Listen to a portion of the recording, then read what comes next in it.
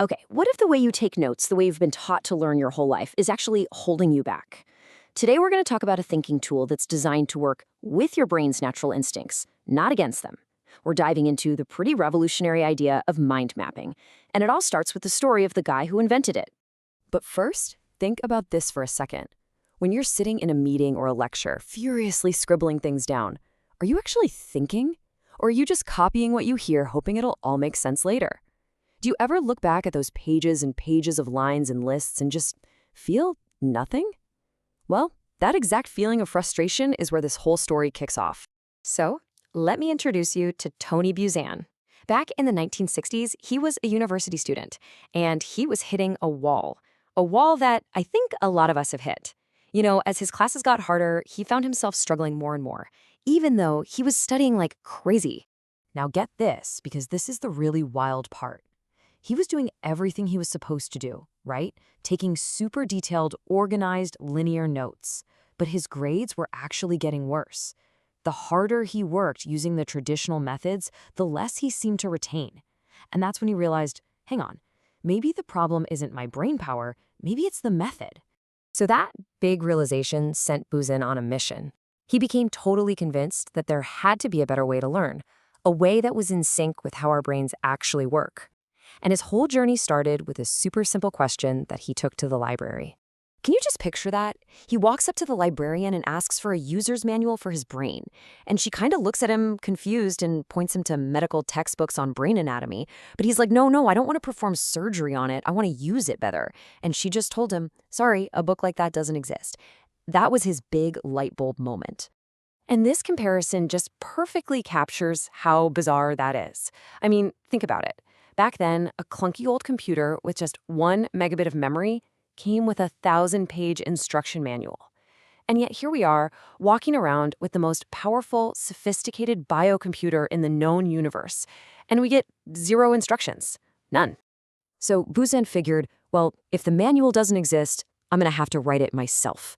He just dove headfirst into everything, psychology, neurophysiology, memory, to figure out what the brain's real operating system was. And what he found? Well, it changed everything. Turns out our brain does not think in straight lines. Not at all. It thinks in connections, in webs. Just look at this. It's a neuron. Does that look like a neat little list to you? No way. It's got a center, and then it has all these branches radiating outwards, reaching out and connecting to thousands of other neurons. And here's the crazy part. You have about 100 billion of these little guys in your head right now. Each one is like a tiny supercomputer making tens of thousands of connections. The potential for ideas, for memories, it's basically infinite. And those connections are how we form memories. Think of it like this. Every time you have a thought, it's like you're trying to forge a new path through a really dense forest. The first time, it's tough going. But the more you walk down that same path, the clearer it gets, the stronger it gets, until it's a well-worn road. Repetition literally carves a memory into your brain. So this is the key. Your brain's natural way of thinking is something Buzan called radiant thinking. It's not linear, A to B to C. It starts with one central idea, and then everything else just radiates outwards, like branches from the trunk of a tree. It's messy, it's connected, it's alive, just like that neuron we just saw. Okay, so with this new understanding, it all clicked for Buzan. He finally knew why his old notes were failing him so badly. They were actively fighting against the way his brain wanted to work. So his solution was to invent a tool that actually mirrored this radiant thinking. I mean, just look at the mismatch here. We're all taught to capture ideas in these rigid, black and white, top-to-bottom lists. But our brains are thinking in these explosive, colorful, interconnected webs. We're trying to squash a beautiful three-dimensional process onto a flat one-dimensional page. It just doesn't work. And this is the solution, the mind map. You see how it starts with a central idea right in the middle? Then the main topics branch off like thick tree limbs, and the smaller details become little twigs. It uses color, images, keywords, all the things your brain loves, to light up different parts of your mind and mimic how you actually make associations. It is basically a user manual for your brain on a single sheet of paper. So it looks cool, right? But does it actually work? Well, to find out, let's look at one of the very first and most incredible success stories. And it came from Tony Buzan's own brother, Barry. Barry was in the middle of his PhD, and he was totally drowning. He had a mountain of research, all these complex ideas swimming around in his head, and he just could not figure out how to organize it all into a coherent paper. He was stuck. So he tried his brother's new technique. First, he mapped out every single one of his core ideas on one giant mind map.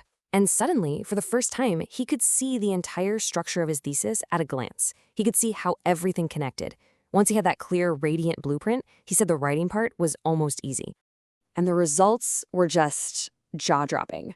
Mind mapping didn't just help him finish his PhD, it freed up so much mental bandwidth that in those same 3 years, he also wrote a chapter for another book, founded an international journal, edited a newspaper, learned to ride a motorcycle, and he got married? This wasn't just about working faster, it was about unlocking a whole new level of thinking. And this wasn't just some fluke. Tony Buzan started teaching this method to students who had been completely written off by the system, kids labeled hopeless or learning disabled, and the results were just transformative. There was this one young girl, Barbara, who had the lowest IQ score in her entire school. She started using mind maps to figure out how to learn, and she ended up graduating top of her class with a tested IQ of 160.